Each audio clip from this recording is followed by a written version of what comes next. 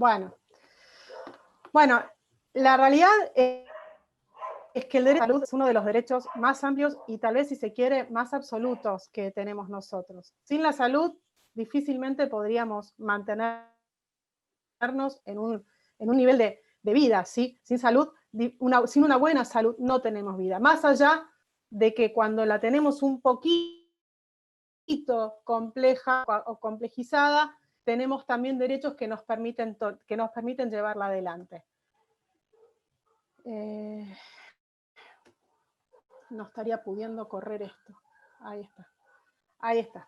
Bueno, la Organización Mundial de la Salud define a la salud como un estado completo de bienestar físico, mental y social, no solamente vinculado a la ausencia de infecciones o enfermedades.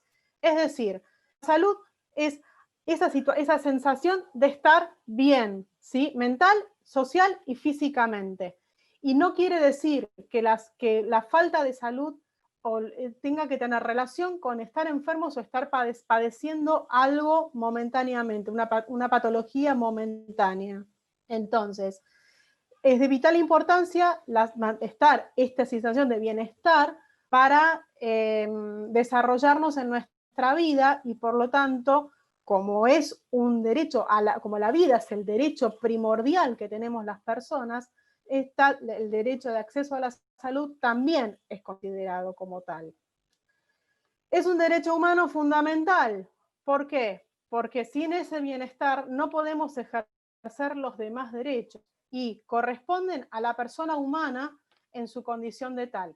¿Por qué esta distinción de persona humana? Porque en nuestro orden jurídico hay dos tipos de personas, lo que es la persona humana y lo que son las personas jurídicas, ¿sí? Entonces, las personas jurídicas, la salud que tienen es financiera, obviamente, pero las personas humanas somos las que tenemos que salvaguardar y hacer defender este derecho de bienestar, que no solamente tiene relación con el acceso a una prestación médica, por ejemplo, a un medicamento. No. El derecho a la salud abarca todo aquello que hacen que tengamos vida bien llevada.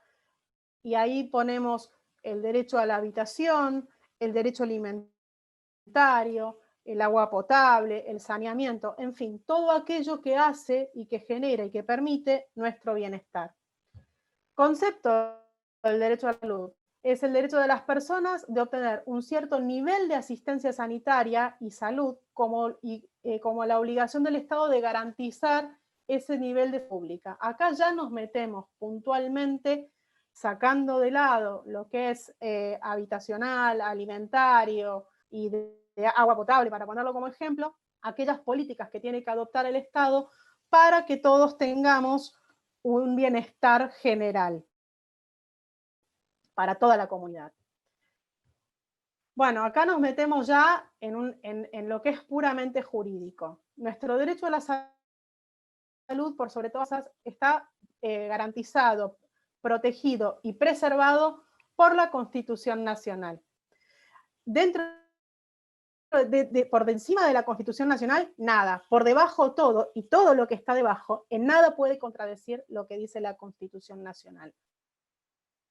Dentro de la Constitución tenemos los tratados internacionales, las convenciones de derechos humanos, los pactos, la Convención de los Derechos del Niño, por ejemplo, aquellos acuerdos regionales tal vez con relación a los adultos mayores, las leyes, y para nombrarles las leyes podemos ver obras sociales, las que generaron el servicio de seguros de salud, las empresas de medicina prepaga, la de discapacidad, la ley del derecho del paciente, la ley de los medicamentos genéricos, que son todas leyes que seguramente a raíz de todo este camino que ustedes están transitando, las deben haber escuchado un sinnúmero de veces. Después tenemos los decretos, las resoluciones, las disposiciones, todos estos reglamentan, por decirlo de alguna manera, los derechos que están siendo garantizados por las leyes, o los ordenan, o los instrumentan, o nos dicen y nos indican cómo podemos acceder a ellos. Y por otro lado tenemos contratos y convenios que ya tienen más que ver con alguna cuestión personal y de relación entre algunas obras sociales, y después voy a volver sobre esto, y las empresas de medicina prepaga. Para todo esto es necesario que exista una salud. Para poder ejercer este derecho de acceso a la salud, sacándola ya de lo que es el bienestar general, el concepto amplio, y restringiéndonos a un concepto particularmente dedicado a la atención médica, por decirlo de alguna manera, es necesario que exista un sistema de salud, que es una organización social que da respuesta a estos problemas de salud. El Estado Nacional tiene que responder por la misma Constitución Nacional a esta problemática o a este derecho que le es garantizado a toda la población, ¿sí? Y lo tiene que hacer articulándolo a través de tres: la gestión, la financiación y la atención. La gestión desde el punto de vista de qué hago yo, Estado, para brindar todo esto a mi gente. La financiación, cómo reparto yo, Estado, la plata que requiere mantener este sistema para poder darle una respuesta a la problemática de salud de la gente. Y desde el punto de vista de atención, qué tipo de servicios yo, Estado, le tengo que brindar a mi gente. Para eso, el Estado organiza el sistema de salud en tres niveles: el nacional, el provincial y el municipal. Esto cierra, digamos, o abarca todo el panorama que se nos va a ir abriendo en las diapositivas siguientes. ¿Por qué? Porque para que pueda existir este sistema de salud nacional, provincial y municipal, se divide a su vez en tres subsectores: el público, que es la atención para aquellas personas que tienen pocos hijos, que no los tienen, o que no tienen, por ejemplo, tú pueden llegar a tener cobertura, pero la accesibilidad a los lugares de atención son lejanos, entonces requieren de la atención pública.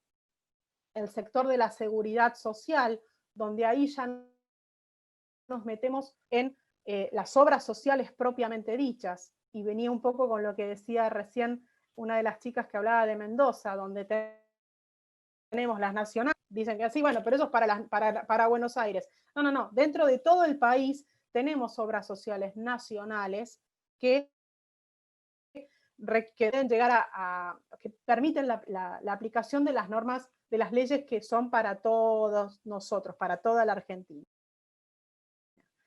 Después tenemos las obras sociales provinciales, que es lo que yo decía recién, que son regionales, y las de los jubilados. Y por último tenemos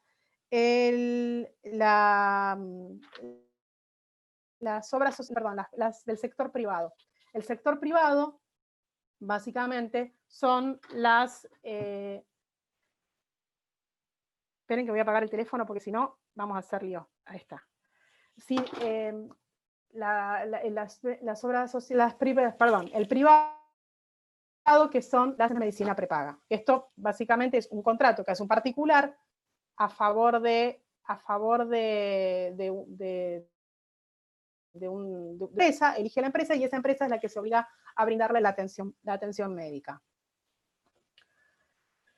Como en todo, siempre hay que controlar esta actividad que realizan estos entes a los cuales recién hacíamos referencia. Por un lado, el Estado Nacional tiene la obligación de que todo lo que va debajo de él funcione, ¿sí? Entonces, desde su lugar de controlar los derechos de controlar y de resguardar los derechos de su población, le indica al Ministerio de Salud que se ocupe de controlar que la atención pública cuente con la gestión, con la financiación y la atención para brindar estas necesidades que tiene la población. Crea además un una entidad que es la Superintendencia de Servicios de Salud de la Nación, que fiscaliza la manera en la que se comportan las obras sociales nacionales, que controla el cumplimiento del plan médico obligatorio, sobre lo que vamos a volver después, y además controla a las empresas de medicina prepaga. En este sentido, también controla al PAMI, al Instituto Nacional de Servicios Sociales para Jubilados y Pensionados, y a las obras sociales que no están incluidas en el sistema de seguros de salud, ¿sí? Sobre eso vamos a volver. Y después están también los estados provinciales, que tienen su autonomía, porque tenemos un país federal, tienen su autonomía y controlan a su vez dentro de sus jurisdicciones lo que es atención pública, las obras sociales provinciales y las obras sociales para jubilados dentro de cada una de sus jurisdicciones. Yéndonos más puntualmente a lo que es la cobertura de salud de cada una de estos subsectores a los que nos estábamos haciendo referencia, nos encontramos con la atención pública. La atención pública, esto es lo que todos conocemos por lo que vemos en la tele, en las redes y demás, que son los hospitales y los centros de atención primaria. Los centros de atención primaria son los llamados salitas de atención, o estos edificios nuevos que se han, de Buenos Aires, que se han puesto como de atención primaria y de emergencia. Y esta red de hospitales, a su vez, también tiene a nivel nacional, en este caso Ciudad de Buenos Aires, provincia y los municipales. El nivel nacional, por ejemplo, el Hospital Argerich es un hospital nacional. En la nación, en la Ciudad de Buenos Aires, tenemos el Rivadavia, el Santoyani. A nivel provincial, el Hospital de San Isidro, el de Vicente López, a nivel municipal. Pero todos estos dependen, sí o sí, de la atención pública y de los recursos que el Estado tiene que brindar a cada una de estas regiones los fondos para poder subsistir y llevarlo adelante. ¿Y qué hacen? Brindan atención primaria de salud universal y gratuita, es decir, a todos. No puedo estar excluyendo, a vos sí, a vos no, porque vos tenés, no. Sí puede suceder que en algunos municipios, por ejemplo, ocurra que uno tiene que tener domicilio en la municipalidad o en el municipio donde se desarrolle, donde presta atención ese hospital. Pero por lo general, a nivel nacional, uno tiene libertad de atenderse en cualquiera de estos nosocomios. Las obras sociales. Las obras sociales son organizaciones que tienen que ver directamente, por lo general, con sindicatos o con actividades laborales. ¿Sí? ¿Por qué digo esto? Porque generalmente uno accede a una obra social cuando trabaja en relación de dependencia. Y este trabajo en relación de dependencia es lo que financia el sistema de las obras sociales. Es decir, por recibo de sueldo, ustedes van a ver cuando tienen el recibo de sueldo que hay un porcentaje que es el que se aporta a la obra social y el otro que es, que es una contribución, otro que es el aporte que hace el Estado, el empleador, para seguir sosteniendo el sistema. No les voy a hablar de porcentajes porque me parece que eso ya va más allá del objetivo de esta charla. Tienen control estatal, es decir, están sujetos a que la Superintendencia de Servicios de Salud esté con el Google Earth así mirándolos para ver que no hagan nada fuera de lo que la norma, es decir, es la señorita maestra que al que le tengo que ir a decir que Pepito se portó mal. Bueno, esa es la Superintendencia de Salud. Y tienen que garantizar el cumplimiento del programa médico obligatorio. Esto quiere decir que menos de las prestaciones que están establecidas en el médico obligatorio no me pueden brindar. No me pueden brindar y no es no. No es que, bueno, sí, pero déjame pensar. No, si menos de eso, nunca. Con relación a lo que es carencias y preexistencia en una obra social, son inoponibles. Es decir, una carencia es aquel periodo dentro del cual una obra social no puede, una obra social o una prepaga no me va a dar cobertura a determinada atención. y las preexistencias son enfermedades que uno trae o patologías que uno trae o momentos puntuales de salud que uno tiene al momento de afiliarse a la obra social. Para el caso de las obras sociales, las carencias y las carencias son inoponibles y no me pueden no afiliar si yo padezco, si yo tengo una preexistencia. Vamos a volver sobre esto después. Como les decía antes, dentro de cada subgrupo tenemos una clasificación de obras sociales. Las nacionales, las provinciales y las de jubilados.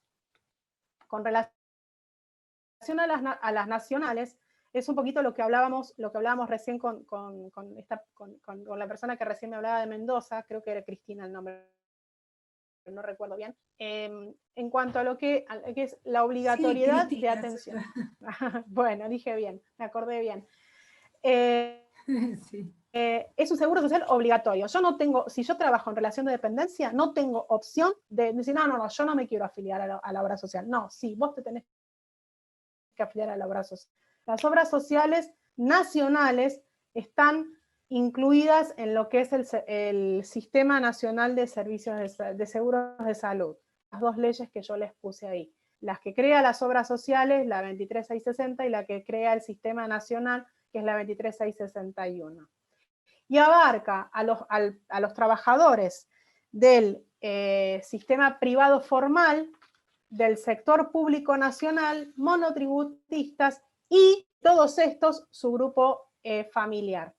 Y como les decía recién, sí o sí, siempre sí, tienen que cubrir el PMO, el programa médico obligatorio, que son las prestaciones mínimas y que implican atención ambulatoria, internación y alta complejidad, odontología, salud mental y provisión de medicamentos, ¿sí?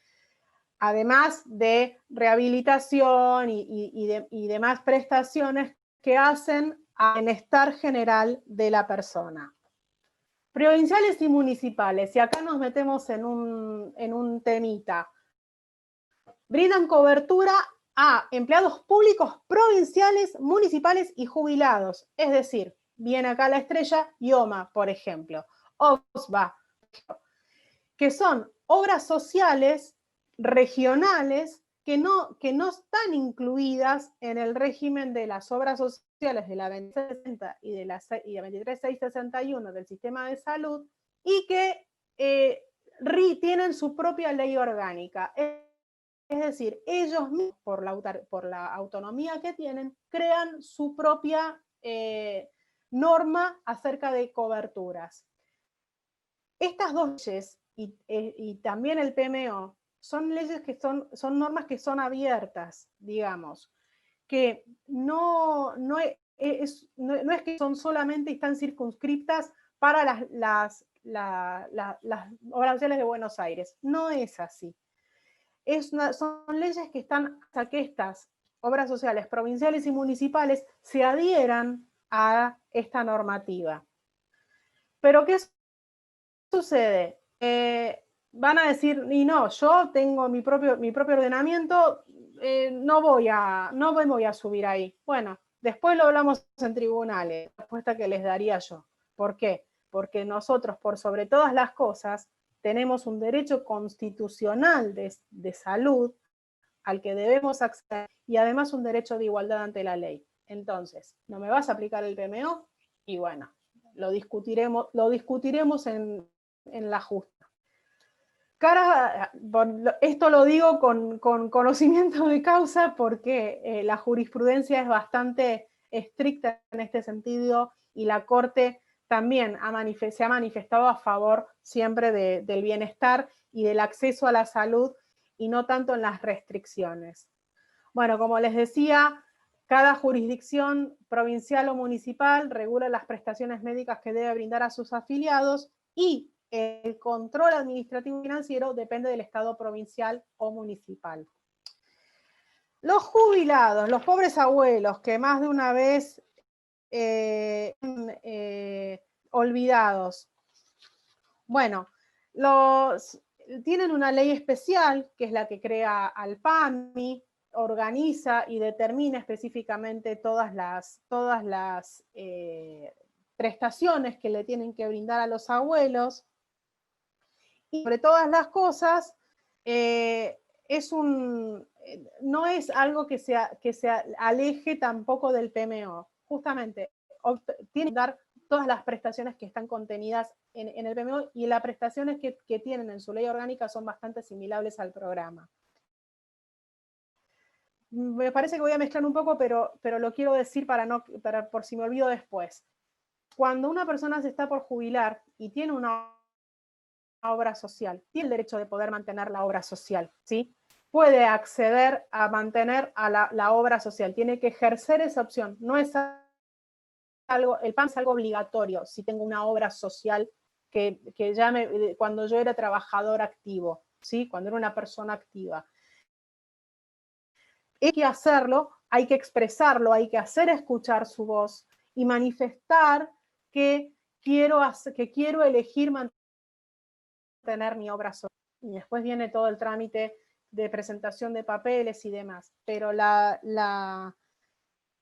este trámite de continuidad no quiere decir que yo no pueda elegir mantener mi obra social cuando me jubilo. Uno tendrá que recurrir a su obra social, a interiorizarse del proceso de continuidad y llevarlo adelante. Ojo, hay que hacerlo, porque si después uno se encuentra frente a la aceptación de la afiliación en PAMI, no puede volver atrás. Sí puede cambiar PAMI, y eligiendo dentro de la nómina de obras sociales que están específicamente inscritas para recibir a jubilados y pensionados. Bueno, las prepagas. Las prepagas nos encontramos frente a que son empresas privadas a quienes yo contrato para que me den un servicio de salud específico, ¿sí? Obviamente dentro del PMO, porque la ley que las regula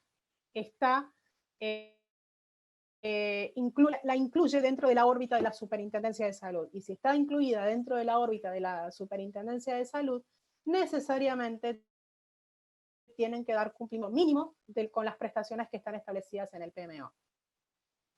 En el caso de las prepagas, sí pueden manifestarse respecto de las preexistencias. No quiere decir ante la manifestación del futuro afiliado de tener una preexistencia puedan negarles la afiliación. No, no. Uno declara con una declaración jurada que tiene o no tiene preexistencias, ¿sí? Entonces, ante esa declaración, la prepaga lo que puede hacer es cobrar un plus, una cuota más cara de lo que habitualmente cobra para el mismo grupo, por la existencia de la preexistencia. Pero no puede cobrar lo que se le ocurre, tiene que cobrar lo que le dice la superintendencia. No lo puede, ellos no pueden hacer lo que les parece, porque para algo hay un órgano controlando y los está regulando. Y con relación a las carencias, es lo que hablábamos hace un ratito, es el tiempo que debe transcurrir desde que uno me afilia para acceder a determinada prestación. No, recontra no, implica las prestaciones incluidas en el PMO, ¿sí?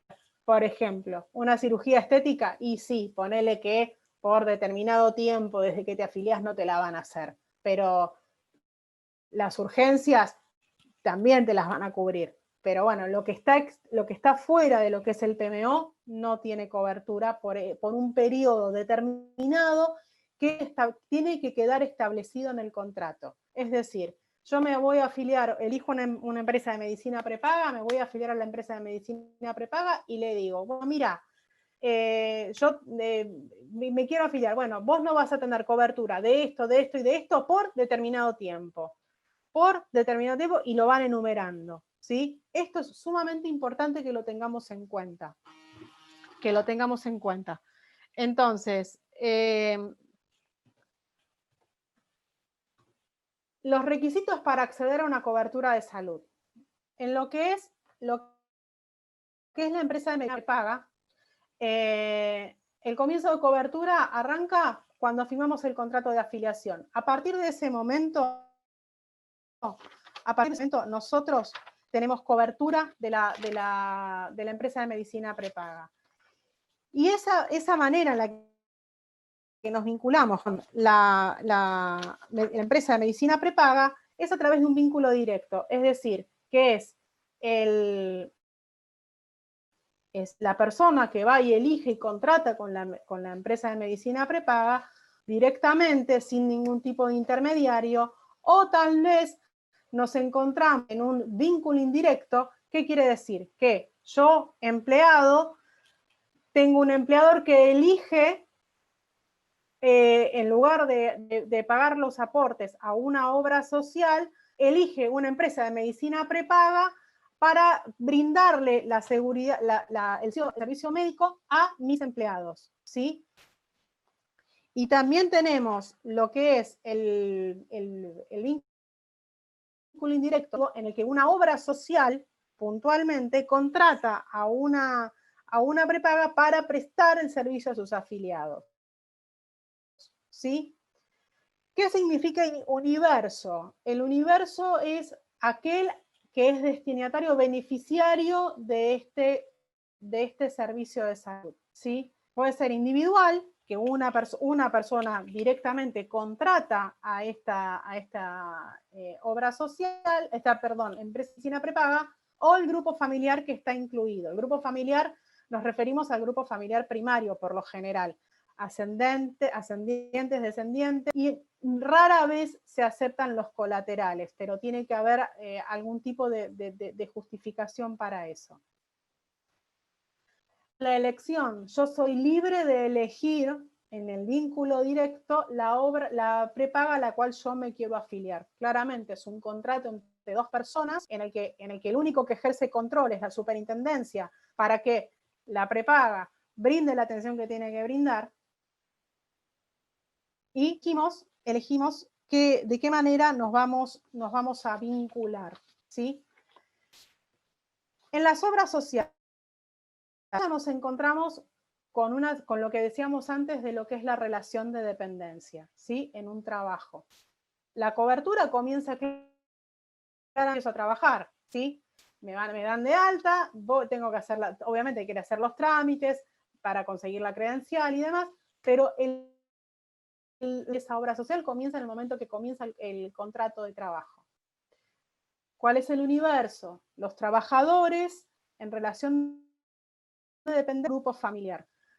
Y esto tiene que ver con lo que hablábamos de los aportes antes. Claro, el trabajador va a aportar un porcentaje por la afiliación a esa obra social y después aportará un extra por cada grupo familiar que lo comprenda dentro de lo que es la cobertura, ¿sí? La elección es libre,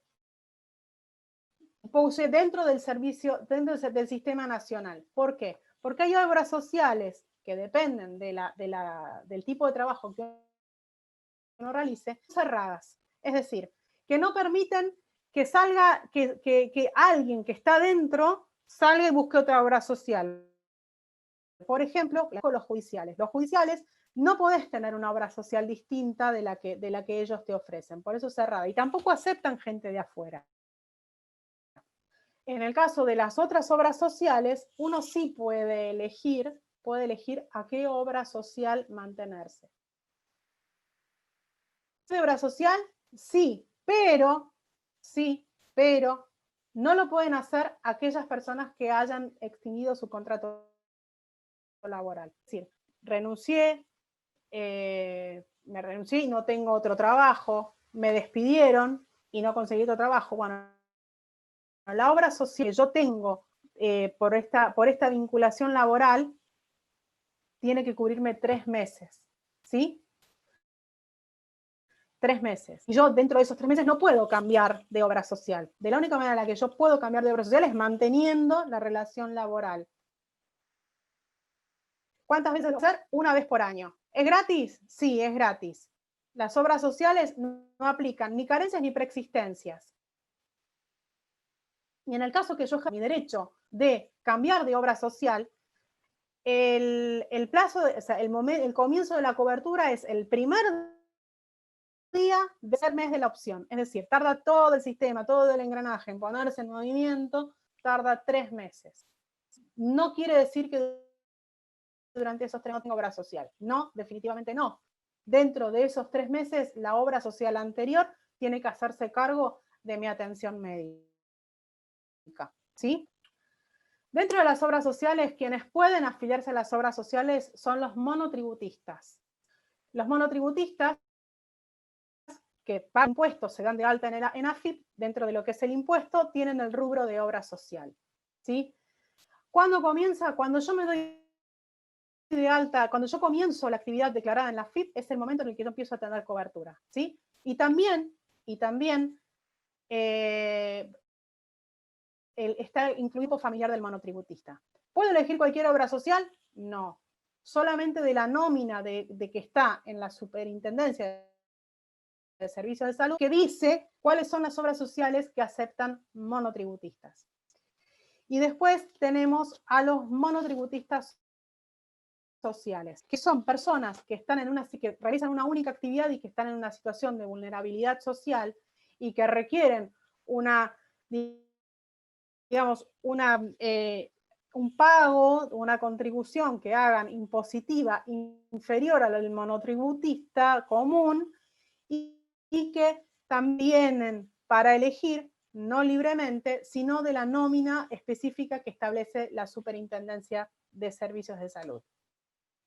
Los desvíos de los aportes, esto tiene relación con la posibilidad de cambiar de la obra social. Es decir, yo estoy afiliado a SECAC y quiero cambiarme a Hosperira, por ejemplo, bueno, el trámite es gratis, ¿sí? Lo único que tengo que preocupar de hacerlo de manera personal, de presentar toda la documentación que la nueva obra social me requiera, y lo tengo que hacer ahí.